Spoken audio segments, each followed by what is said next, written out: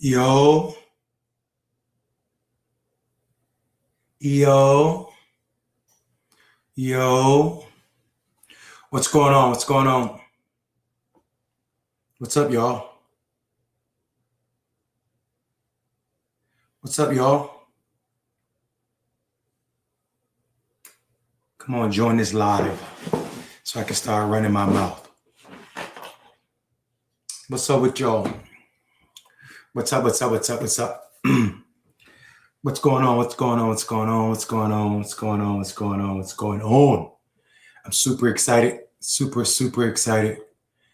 It's been a while since I've tried to I'm using StreamYard, and it's been a while since I've streamed on multiple platforms. So if you're watching, tell me where you're watching from. Um, so I know I'm live on Facebook, a Facebook page, clickbaity page. I'm also live on LinkedIn, I think, and YouTube. So at any rate, I'm like I said, this is my first live back on multiple platforms at once. But I really am trying to get back into it because there's a huge gap in what we should be talking about as it pertains to media right now, especially political words for Black people in this moment. There's a lot of childish, stupid shit going on the internet. You see people grifting, you see people playing games with important topics and important moments, making jokes or saying stuff just for clicks and likes. But what we do not have a real constant presence for Black radical thought on the internet at this moment. And that ain't a shot at anybody except for everybody who think it's more important to be nice and pleasant in this moment. Nice and pleasant in this moment. Think about that. We're literally in the midst of Donald Trump damn near ruining America and everything we thought we knew about this country. I mean, some of us, particularly Black people, were already up on game. We knew that this idea that America was America the Great or whatever, we knew that. We knew that it was BS. We knew it was trash. We knew that. But I think the rest of the people in this country are waking up to this idea that maybe America is not as exceptional as we thought she was. Maybe this idea that we were the leading democracy falls flat on its face when more than just Black people rights and constitutional rights are being invisible, really disappeared. Maybe, just maybe, Black people were not so far out on the limb or being crazy or alarmist when we were talking about how far America was from equity, how it was just a pipe dream that everybody had an opportunity or a chance at the American dream in this country we call the United States. So I think what I'm super excited about in this moment, what I'm super excited about right now, is this will to fight. We've seen this will to fight in spite of what the Democratic Party, in spite of what the world believes is going on. What we see is something completely different from people. We see Democrats, too, in the last, recent days or so. We're watching Democrats that are not supposed to win in spaces that we're winning in. We just saw a 34, 35 point switch on a district that Donald Trump won by 17 points. The Republican lost, I think it was yesterday or last week, by 17 plus points, 34 point switch. And we're not talking about an election 5 or 6 years ago. We're talking about Donald Trump won his election November 2024 by 17 points. And now we're seeing a shift. And that shift can't be credited to anything other than minorities, black and brown people saying, the hell with what is going on, specifically our brown brothers and sisters. And that's a topic that we're going to touch on in a different video, in a different segment. But tonight, I just wanted to tell people a few things. Most importantly, that your president, the president of the United States, who tore down the East Wing, who is about to charge you $300 million to build a ballroom that is the size, if not bigger, than the White House. He's about to make you pay for it. He keeps telling you something different, but I bet you the taxpayers will be on the hook for this. Your president is about to sue the IRS, the federal government, at which he's at the helm, for $10 billion on behalf of him and his sons. I said $10 billion. That's right. $10 billion is what Donald Trump is about to form a lawsuit. Now, this is separate from the $3 million or so that him and his family have already grifted from other people, grifted from other places since January 2025. That family has made more than $3 billion in less than a year off of the presidency. Already. And now he's about to sue for $10 billion, not to mention the $300 or $400 million that we're going to pay for in that ballroom from the East Wing that he tore down, which we're going to have to pay for that because it's already a hole in the White House. A historic museum is what the White House is. On top of that, keep in mind, $3 billion they made grifting. $10 billion $3 billion they made grifting. $10 billion he's about to sue the IRS for. A decision that will be settled out of court. And guess who's going to settle that? Somebody that works for Donald Trump. Because whoever runs the IRS was put there by Donald Trump. Who's going to make the decision? Okay, we settle out of court with Donald Trump. Not to mention the fact that he sued $270 million for being investigated by the Justice Department. $270 million, $3 billion plus $10 billion is what Donald Trump is doing. In less than 2 years, in barely a year, is what this man is going to make off being president of the United States that you will pay for. People that he took off of health insurance, tax breaks that he gave his friends, billionaire friends, top 1%.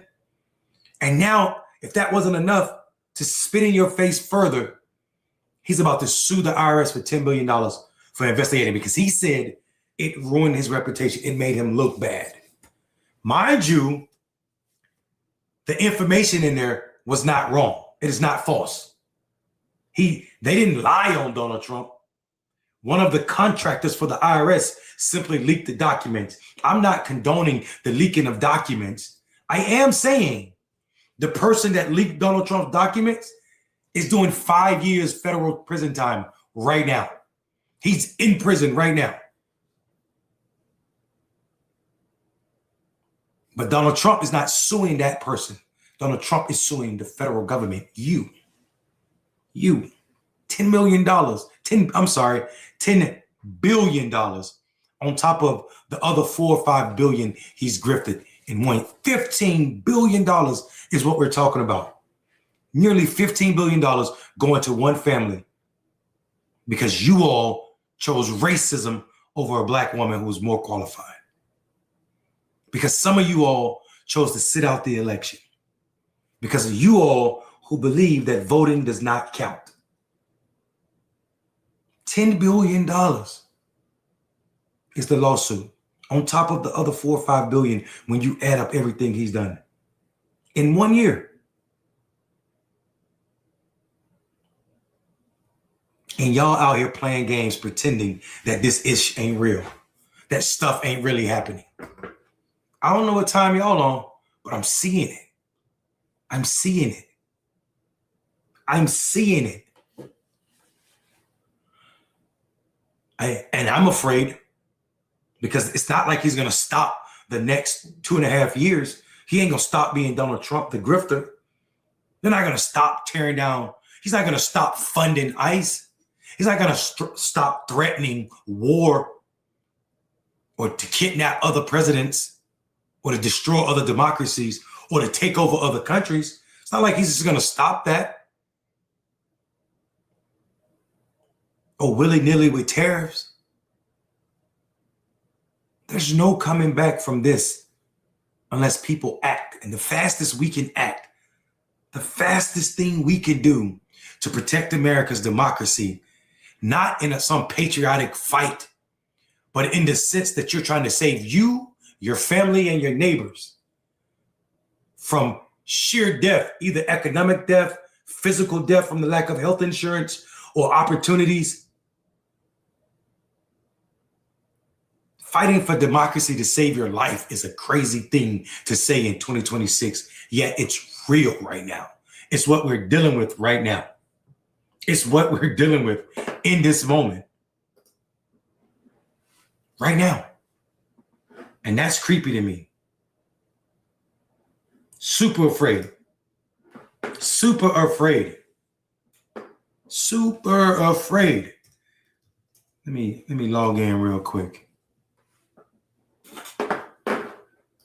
Sorry about that. I'm trying to log into my chat so I can see if y'all talking.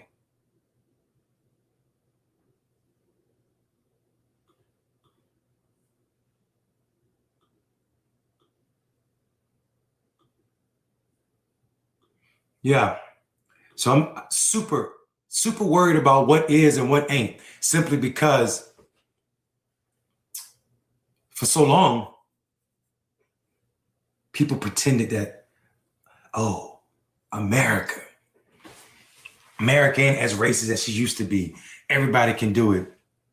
It's crazy. Poor white people that got free lunch themselves are now trying to dismantle the free lunch program because they made a little money. Poor people throughout the South that spent their entire childhood on welfare. Their mothers are probably still on welfare. Probably still on welfare. And they trying to dismantle welfare. Help me understand. When did we decide that the social safety net was a bad idea? Not a single person in this country was called lazy because they were trying to get some food stamps during the Great Depression. Rations weren't called food stamps then, but still, same concept. They weren't referred to as lazy. You want to know why? Because those people that were able to get those resources were white. Nobody called white people lazy when they need things. Nobody called the farmers who need a bailout in Trump's first administration or this administration because of policies by Trump. Nobody called them lazy. Nobody. But poor people that are made poor by America's policies that say the president can tear down a portion of the White House and rebuild it for $400 million. A policies that say a president can sue the government in which he appointed the people that will determine if he get paid or not. Policies that say we'll use education as a weapon because we'll still keep the schools segregated and also ill-funded in poor neighborhoods by requiring tax dollars from said neighborhood to pay for the schools. Policies that said if you lived in a black neighborhood, then we'll make it harder for you to get a loan. And then when they found out about redlining, they just changed it up and let the banks do whatever they chose to do. Hey, Kathy, how you doing? They just chose it up and let the banks do whatever they wanted to do. If you don't believe me, look at what happened with the housing crisis, 2007. Y'all don't remember that? Wells Fargo, what became a portion of Bank of America through countywide or countrywide. These banks were sued for billions of dollars because they did what they did, and people were not made whole. Think about the Pitchford settlement. These were federal agencies still discriminated against Black bodies, Black farmers. People working or trying to work to make a better living for their families were charged up. USDA officials in states wouldn't give them loans. So when they were made whole through the Pitchford settlement, these people weren't given back enough money to purchase their farms or equal land equal to their farms. They were given a portion, a small portion, a fraction of what they had lost. That's what I'm talking about. Donald Trump represents the worst of America. The idea, when you hear Make America Great Again, and I said this from the first time I heard it, that is no different than saying that America should be for white people. As if the blood of America, the blood that spread and shed and grew and planted and harvested America, that made it as rich as it is, isn't Black and brown blood. Isn't the exploited blood of people of color. Come on, dog. Somebody help me.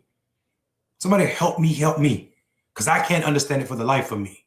How we believe that America is or ever was great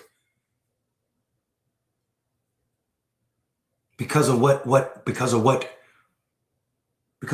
White supremacy? The idea that white people are superior? Yet they continue to try to stack the deck. If white people were so superior to my people, to people of color, somebody help me understand why in the hell you got to draw districts that look like the way they do in this country right now. Why in the hell do you have the president using the head of national security to raid voting offices in Fulton County, one of the blackest counties in this country, to take ballots from 2020 from an election that everybody know was not stolen? And it is not like Georgia is this progressive place that Democrats were trying to keep a secret. Georgia is ran and was ran when Donald Trump lost in 2020 by Republicans. Republicans. Not rhinos, Republicans. Yet we sit here and pretend that this shit is normal. I promise you, there's nothing normal about what we're going through right now. Your president is about to make $16 billion, $15 billion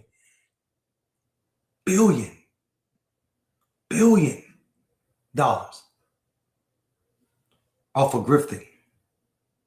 And you're going to lose a neighbor, or you might have already lost one because they lost their insurance because of his big, beautiful bill.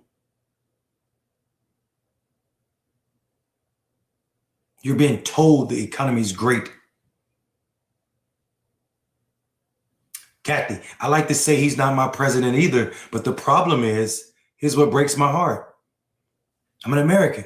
He's the American president. Whether we want to or not, when we go somewhere else outside of this country, we're represented by what our leadership is. And at this moment, Donald Trump is that. Donald Trump is the president. He ain't the president I voted for. He's the president of my country, though. And that reality reminds me of how close our form of democracy was to fascism. Because in a year, we got real damn close. We have a Gestapo running the streets, doing whatever they want to, shooting American citizens multiple times. You have people who are diehard Second Amendment advocates, allegedly, saying that people carrying guns to peaceful protests are asking for trouble. But I can't get any one of them to say that and apply it to Kyle Rittenhouse. I can't get any one of them to say that about George Floyd. Second Amendment. These people don't care. These people are the don't tread on me crowd. They got states with flags with this snake rattled up saying don't tread on me. And Donald Trump is pissing in their face. And they're drinking it as if it was Kool-Aid. Not Flavor Aid, Kool-Aid, the good stuff. The good stuff.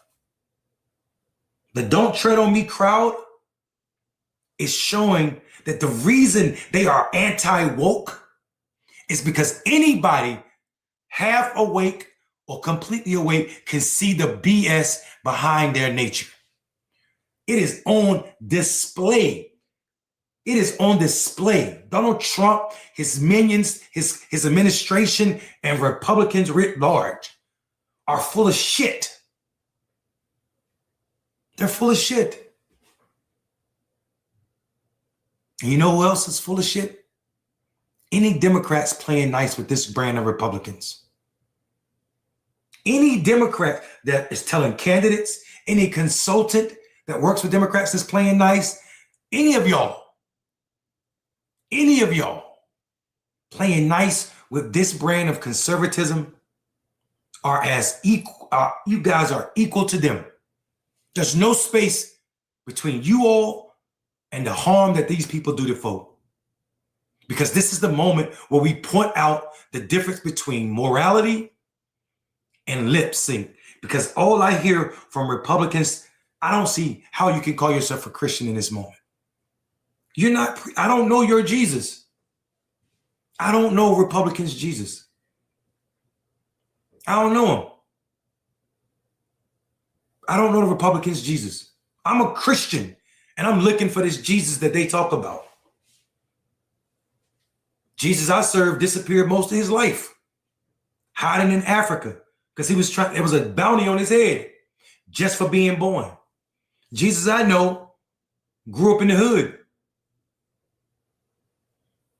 born in the hood, bilingual. He was a bilingual Jew, born in Palestine, speaking and defending the people that were not Jewish folk.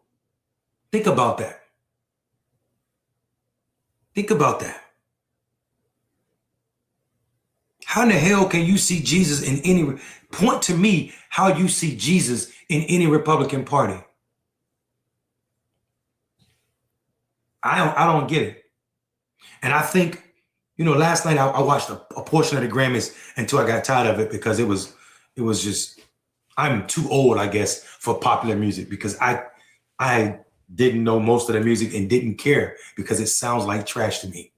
I'm not saying that my generation had better music. I'm just saying that my generation had better music. Shit is trash. At any rate,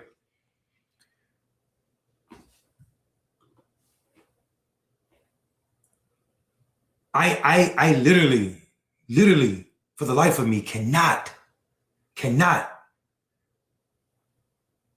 wrap my head around. My boy Jelly Roll won an award, and he got up there and he said, Jesus don't belong to any party.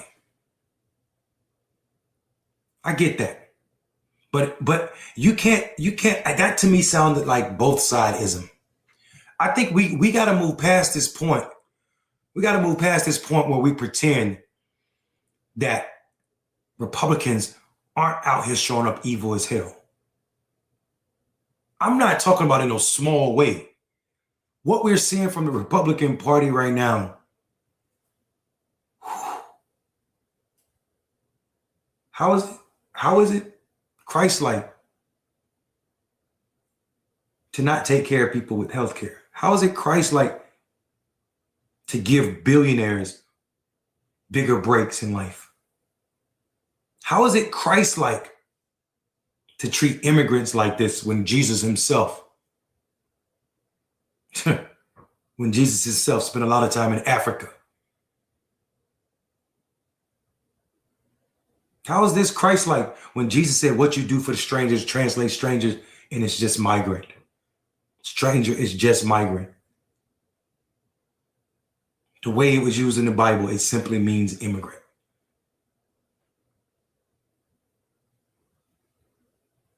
Yet you all pretend that it's not happening. We got to call a spade a spade. They lock up Don Lemon, and I'm not here to carry the water for Don Lemon because he's super rich, and he got his own problems. But they lock up Don Lemon for recording or documenting a protest in the church when all I remember about Jesus being in the church was protest. Jesus as a man went to church a couple times, and in both times he caused a ruckus.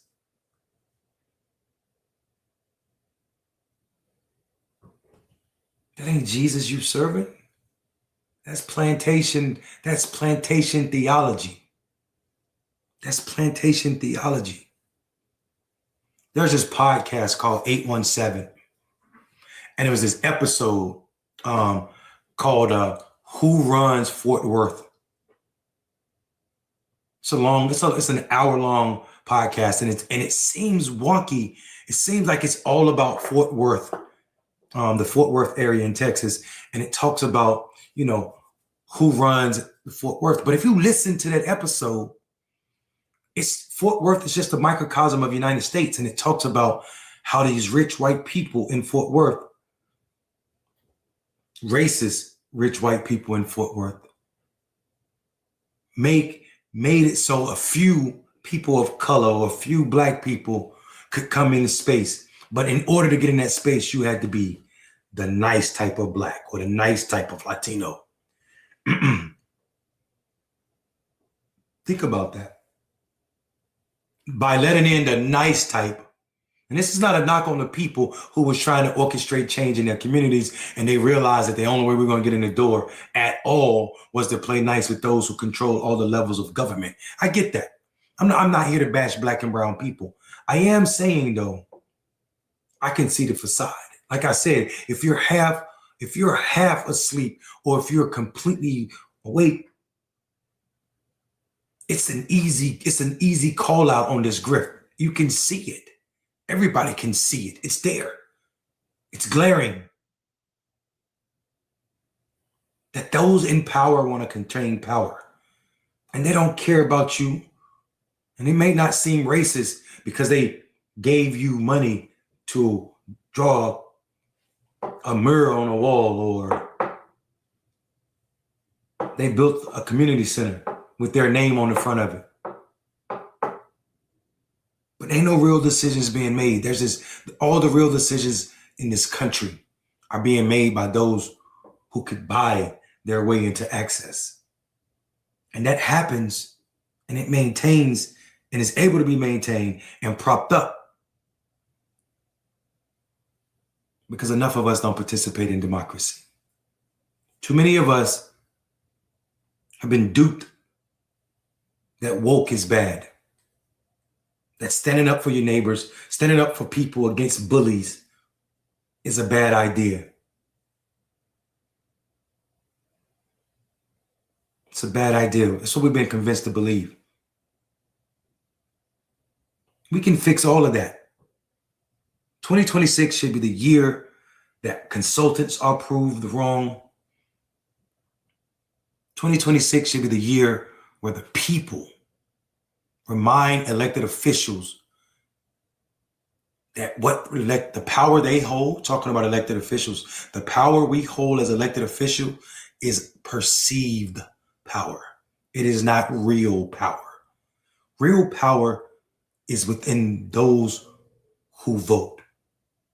We should have a movement where people are voting in ways that no one can predict.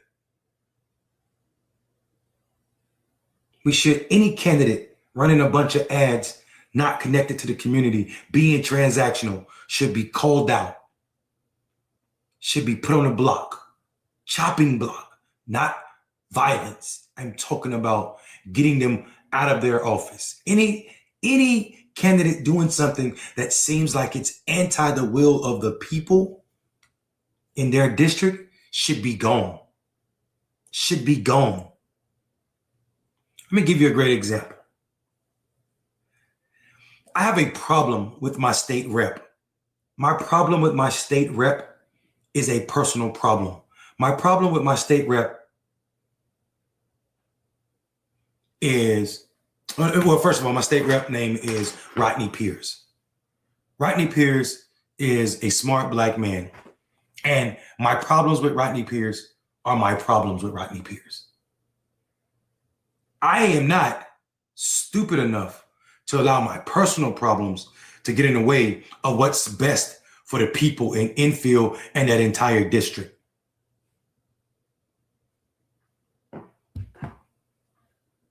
I am not stupid enough to let my ego think that I'm supposed to take my personal problems and make them political problems. Let me say it a different way. Rodney Pierce is a black man that represents a majority black district. North Carolina only has but so many majority black counties. Listen to me. We only have a few majority black counties, I think 5 or 6.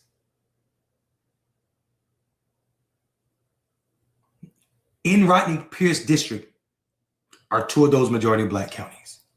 The person running against Rodney Pierce right now is a white man named Michael Ray, who Rodney Pierce defeated. The majority of people in that district, he's a Democrat as well. Rodney Pierce also is a Democrat. The majority of people in our district came out and voted for Rodney Pierce. Michael Ray, being so upset that his white ass lost to Rodney Pierce, challenged the vote.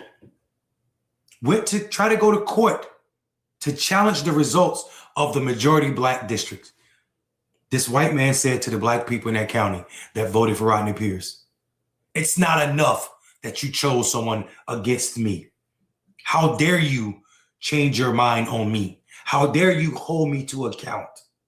Because when Michael Ray was in office, you need to listen to me, people. When Michael Ray had the seat that Rodney Pierce has, Michael Ray voted with Republicans more than any other Democrat in the entirety of North Carolina. That means he went against the will of his district because Republicans' policy don't benefit black people. So he went against the people in his district more than anybody else. Fast forward to now when it's time for re-election. This is what I mean by pay attention. Michael Ray is running again against Rodney Pierce. Might I remind you, Michael Ray was the most conservative Democrat in the state of North Carolina. Michael Ray has way more money, and his support, the white people in the county are super behind Michael Ray. That is not to say that all people will vote for Michael Ray, all white people, or all black people will vote for Rodney Pierce. But let me tell you how maniacal plantation politics is. Vernon Bryant is a black man in Halifax County. He's 12 years the county commissioner, chair of the county commission board. 12 years chair. On the first day of Black History Month, a video of Vernon Bryant endorsing Michael Ray came out against Rodney Pierce. That should be a critique. And that should be enough not only to unelect Michael Ray, but Vernon Bryant, who also is on the ballot this cycle. Everybody in the county should be upset with Vernon Bryant. We have the right to have our political opinions, for sure. You also should be responsible for your political opinions.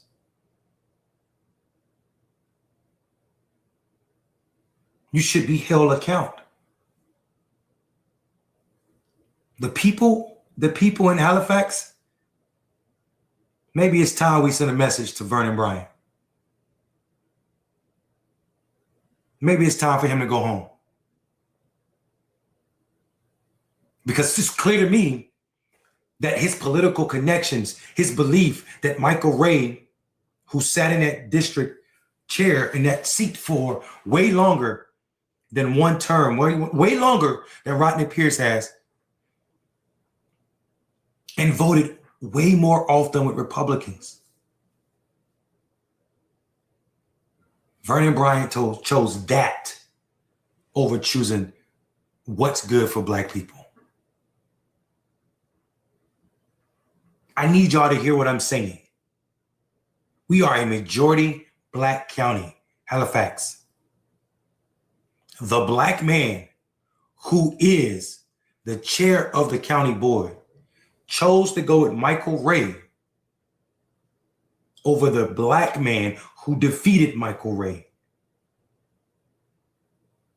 We are in a state, this is why this is important. We are in a state where multiple Democrats have been elected and then switched party. What makes you believe Michael Ray, who was already voting with Republicans more than any other Democrat, what makes you believe he's not going to do the same thing if he is to win this seat? What makes you believe that Michael Ray is not capable of getting elected and then changing parties, since he already votes with Republicans anyway?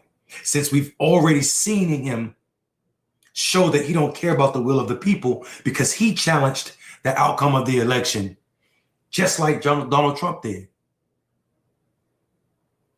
He said these Black folk in Halifax and Northampton County don't get to choose me. I'm going to try to let the courts choose me.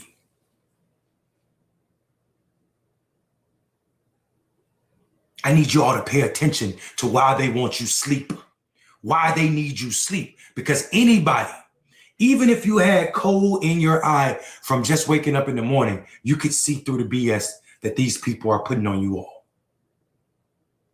I just hope you all are watching. So I'm going to say it again because I need people to hear what I'm saying. If you allow your personal problems with someone, if I allowed my personal problems with Rodney Pierce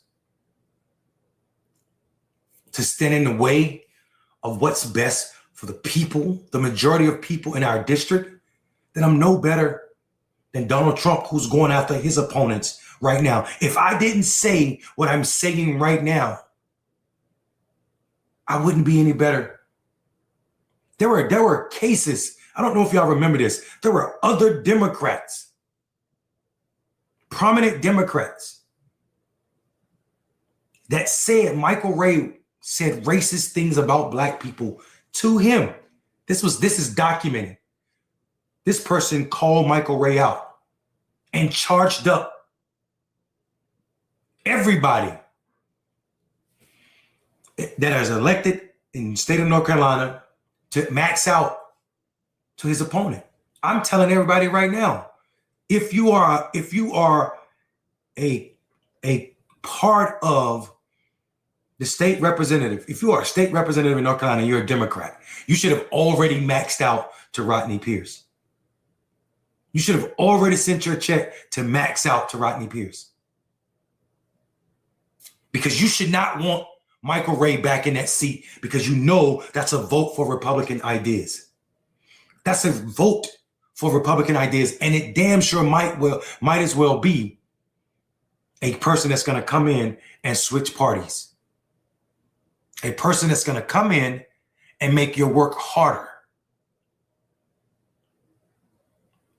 I'm not stupid enough to believe that money wins elections. I am saying that it helps.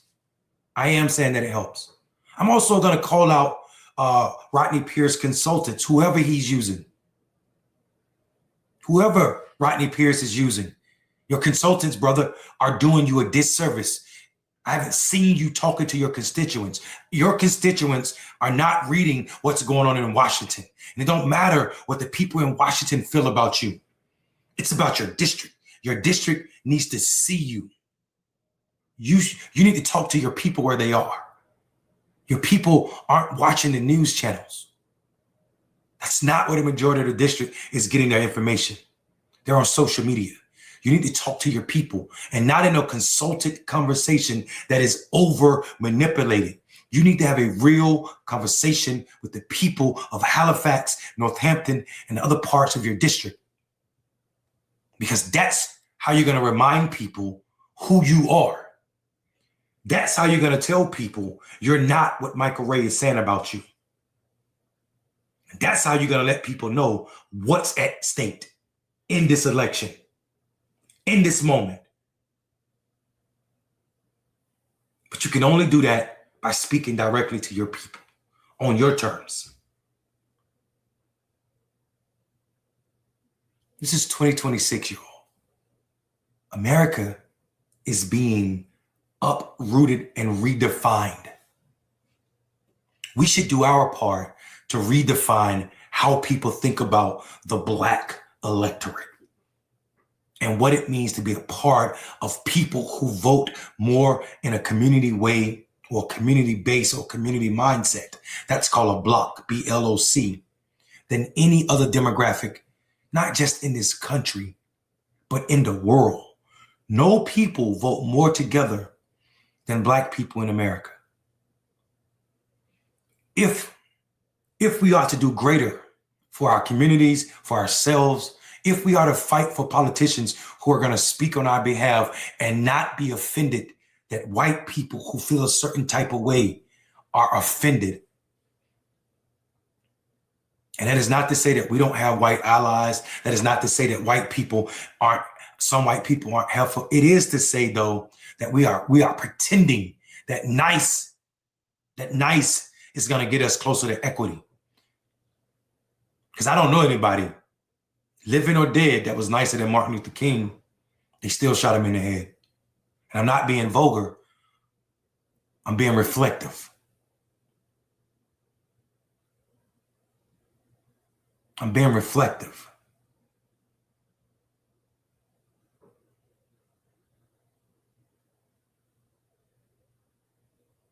Are you guys going to give our district back to Michael Ray and conservative Democrats? Or we should just say another vote for Republicans, even though we are majority Black counties, 2 of them? You're just going to give the district back by not participating? You think that's going to make your life better? That's going to address the lack of rural hospitals? That's going to get us closer to a more equitable education system, more funding from other ways than tax dollars? It's not. It's not.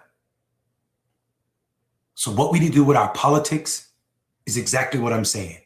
Take your personal feelings and put them in the closet.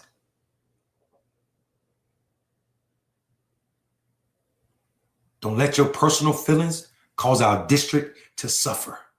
So if you personally feel politics ain't working, I don't give a damn. I'm personally telling you, still vote, because our district needs your vote.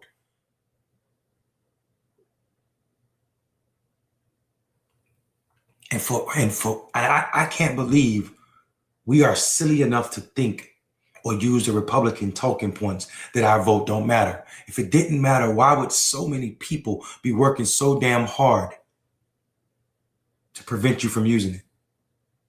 If your vote didn't matter, then why do they strip Black people of their vote in Mississippi and other Black states like North Carolina, South Carolina, Georgia, Texas, Florida, Alabama, Tennessee, when you go to prison? But in white states like Vermont, you never lose your right to vote. People in prison for murder in Vermont still can vote because they said the vote is so sacred that it should never be impeded upon.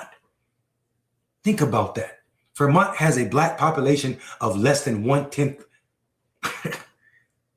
less than 1/10 of a point, a percentage. Mississippi has more than 33%. Texas is the first majority state.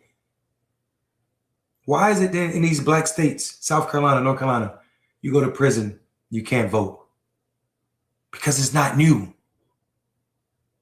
The felony restriction to voting came as an avenue to prevent Black people. Why? Because they created Black codes. They created laws that could lock Black people up. Then they also made it that you lose your right to vote when they implement those laws. It ain't a mistake. It's a grand design. It's a grand design. You can be fools if you want to and pretend. You can be fools if you want to and pretend that these elections don't have ramifications. It is 2026 and our primaries in North Carolina are coming up soon. We're not talking about the general election. The fight for our district happens now. It happens now. It happens now. And if the only reason you got for not voting is because you personally believe something, then you're childish. And I'm asking you to put your childish ways aside. I'm not. I have an account, Kathy. I have an account, or catch me. Oh, I'm sorry. It says catch my whiff. I kept calling you Kathy. Sorry, catch my whiff. I have a Blue Sky account, but I need to start using it. I don't think I've ever posted anything up there. I don't even know if I know my password. I think, though, we got to get serious about our politics.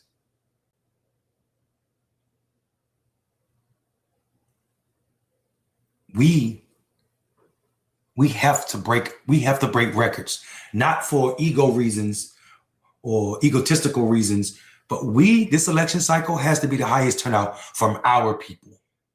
From our people, not just in a rural district that I'm talking about in Eastern North Carolina, not just in North Carolina in general, not just in the South in general, not just in the Northeast, but across this country. We need to turn out in ways that we've never turned out. Not just for the sake of a personality, but for the sake of what's at stake. We need to be putting people in positions that will do our bidding, because the alternative is Donald Trump's America. The alternative is Republicans that will go along with not just this $15 billion that Donald Trump is going to grift, but they'll go along with anything. The kidnapping of foreign leaders, the jokes, the threats to taking over another country, the jokes about using nuclear weapons, the screaming at world leaders about nuclear weapons in World War III, the cozying up to dictators around the world, the tearing apart of allegiance that for the greater part of a century had kept us out of a world war.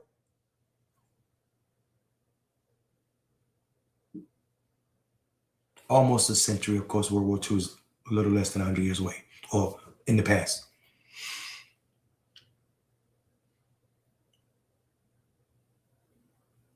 We got to get serious. We got to get serious. Everybody should be talking. If you run up to me and you ask me about the Super Bowl, and if you ain't saying nothing about, yo, I checked my voting status. If you ain't saying nothing to me about something political before you say something about entertainment, I don't know how I'm going to react to you in this moment. So get your civic engagement up. The coolest shit in the world right now, if you want to talk about Riz, swag, juice, whatever you call it, it should be somebody talking about civic engagement. If somebody's in your face talking about a TV show and they ain't said nothing about voting or making sure that you're prepared to vote, you should check their ass first. This is not a moment to talk to me about entertainment before we address the elephant in the room. Ha! You see what I did there? Republican symbol is an elephant. Address the elephant in the room. It's a double entendre.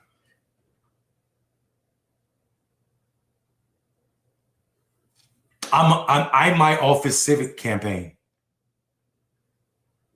I'm doing all the civic work myself. We got to do it, guys.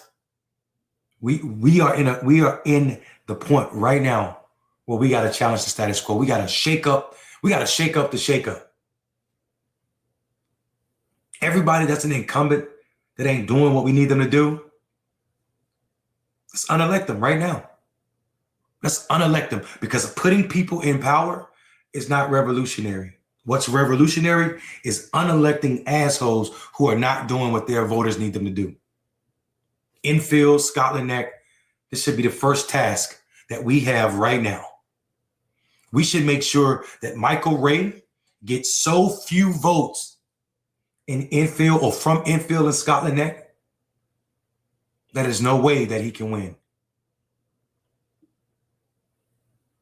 Rodney Pierce, you need to get your consultants in gear. It's election season. We need to feel like you're running.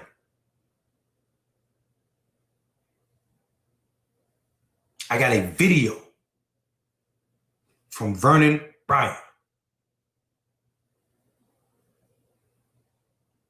In 2026, on the first day of February, Black History Month, a black man sent a video endorsing a white man against a black man in a majority black district.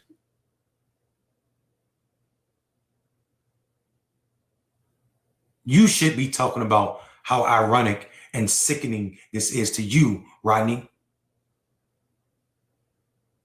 You need to be having this conversation with your voters, not me. I ran my race last year without your help.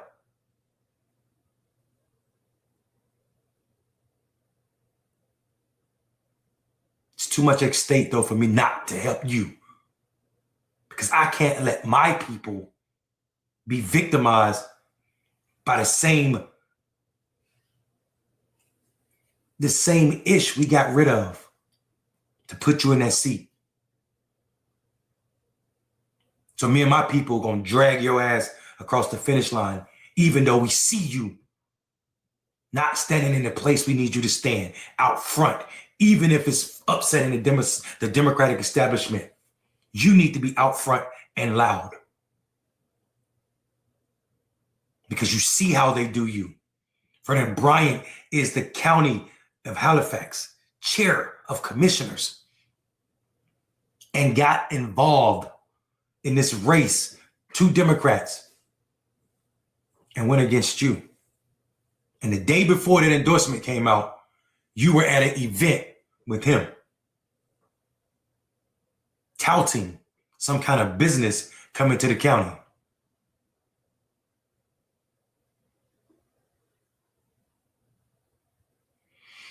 It does feel like that. It does.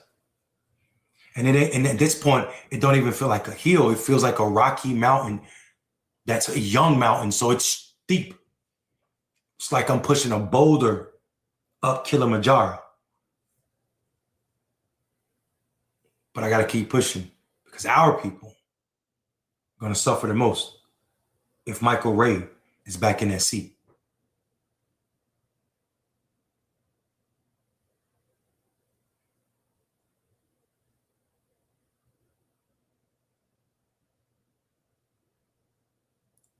I'm saying this on live. I try to have this conversation with Michael Ray when he first announced he was going to run. I text him 2 or 3 times to tell him, you shouldn't be doing this right now. Why are you running for election again? You lost. The people told you that. This is what people mean by privilege. But it won't look that way if we don't turn out to vote. And that's what he's counting on. He's counting that the excitement from the first time that election happened is gone. He's counting on black people not voting in droves. And then the minority in our district can determine who will be. That's what he's counting on. Don't y'all be so sleep that y'all get hoodwinked, fooled, bamboozled.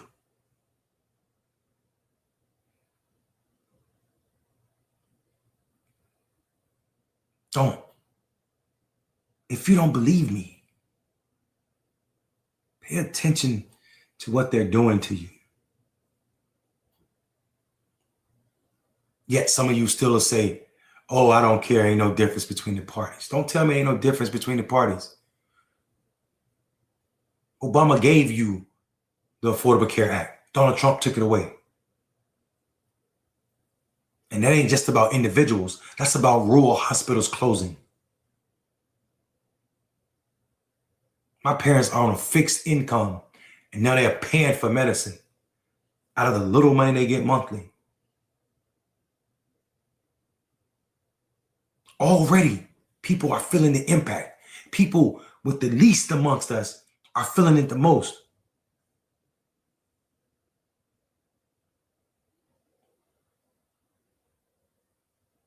Medicine that was free 2 and 3, 4 months ago now has a cash ding at the register.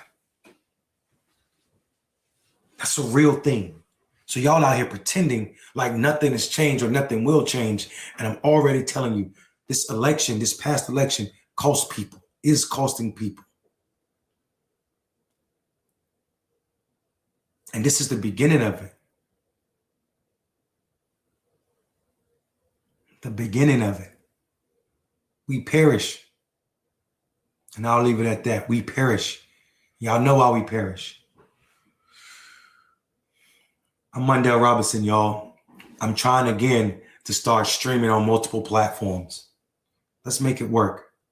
Y'all, if you're watching on YouTube, please share. Please subscribe. Also, if you're watching it anywhere else, please share. Please follow. Please tell people to follow. Because information may not be as good or as fun as BET or Tubi, but it's damn sure as necessary. Good night, and remember, Trump's a bitch.